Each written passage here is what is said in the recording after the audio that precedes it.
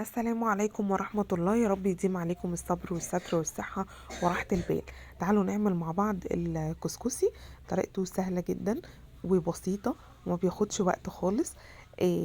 طول ما انا مثلا لو انا بعمل اي حاجة كده في المطبخ، احطه يتسوى جنبي كده على البوتاجاز على طول، مش هحس بيه ومش مش هاخد وقت معايا.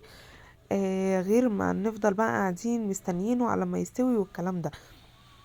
فهنحطه كده جنبنا واحنا بنعمل اي اكل ولا حاجة، وهنبدأ ان احنا نسوي فيه ومش هياخد مننا وقت ولا حاجة. وطبعا الكسكسي اللي بيتعمل في البيت بيبقى غير اللي احنا بنجيبه من بره خالص، بيبقى طعمه حلو وبيبقى جميل، والتسوية بتاعته بتبقى احسن كمان ما بنجيبه من بره. تعالوا نبدأ كده نعمله مع بعض ونقول بسم الله الرحمن الرحيم.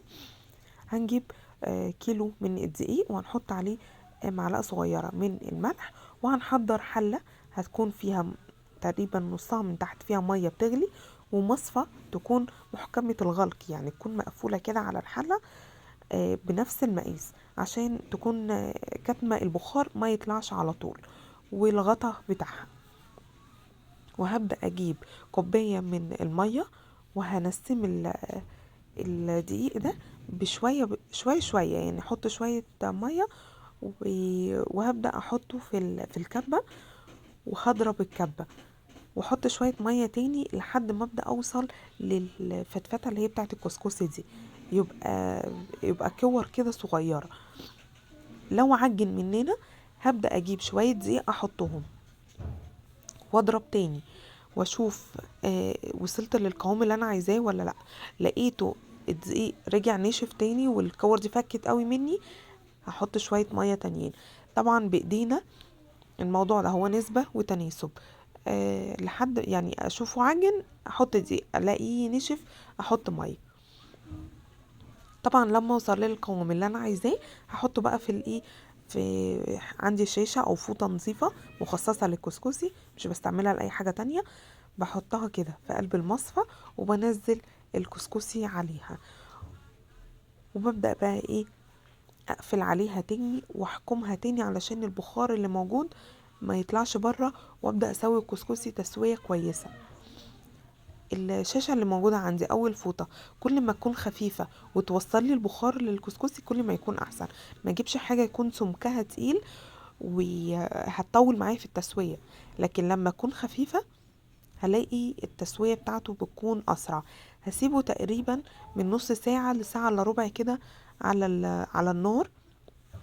وخلال النص ساعة دي هقعد كل شوية افتح عليه واقلبه وهو على النار، مش هشيل الفوطة.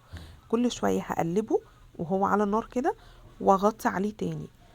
وابدأ بقى كده بعد الساعة الا ربع او النص ساعة دي ما تخلص، هقوم شايلاه واحطه كده زي ما انتوا شايفين على على صينية واسعة وهويه. الموضوع ده يعني لازم ضروري جدا ان انا اهويه. وبعد ما اهويه وخلاص البخار السخن ده راح منه وتوى كويس، هبدأ بقى اخد حبة حبة تاني وافكهم في الكبة. بعد ما افكهم تاني كويس هرجع احطهم تاني. هو بسويه تقريبا مرتين، يعني نص ساعة ونص ساعة، ساعة الا ربع وساعة الا ربع، على حسب الكمية اللي موجودة معانا.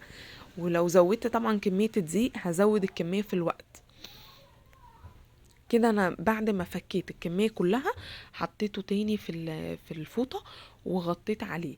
وهفضل برضو طول الفترة دي، النص ساعة والساعة الا ربع دول تانيين، هقعد برضو كل شوية افتح عليه، يعني كل 10 دقايق او ربع ساعة افتح عليه وانسمه بشوية مية، واقعد اقلب فيه واغطيه تاني. وربع ساعة تاني افتح عليه من غير طبعا ما اشيل الفوطة كلها وهويه، لا هفتح عليه بس كده اقلبه وانسمه بشوية المية واقفل عليه. لحد ما الساعة الا ربع دي تخلص، واقوم بقى شايلاه خالص من على النار، وارجع اهويه تاني برضو على الصينية كلها. بقى دي كده بتبقى خلاص، دي بتبقى اخر مرحلة بقى، يعني اللي هو ايه، انا مش هرجعه على النار تاني. بتدوقوا طبعا وتشموا ريحته، بتلاقوه خلاص اللي هو دخل في مرحلة التسوية، خلاص استوى. لو لقيناه في المرحلة دي ما استواش، هنعمل ايه بقى؟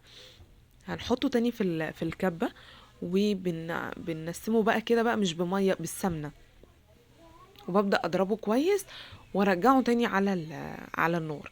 ده لو ما استويش، انما لو الحمد لله خلاص تمام استوى، خلاص بعمله كده شويه السمنه بقى وبحطه في طبق، وبيبقى كده خلاص بيبقى تمام وبيبقى زي الفل.